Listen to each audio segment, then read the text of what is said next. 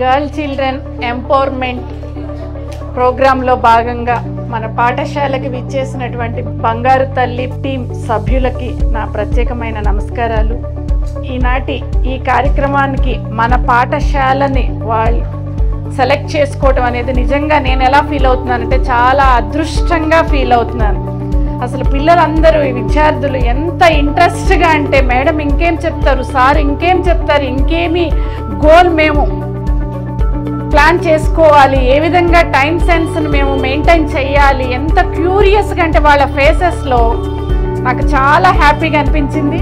ఇలాంటి కార్యక్రమాలు ఏమైనా మీరు స్పాన్సర్ చేస్తున్నప్పుడు మా యొక్క పాఠశాలకి తప్పకుండా రావాలని కోరుకుంటూ మరొకసారి మీకు ధన్యవాదాలు తెలియజేస్తున్నాను.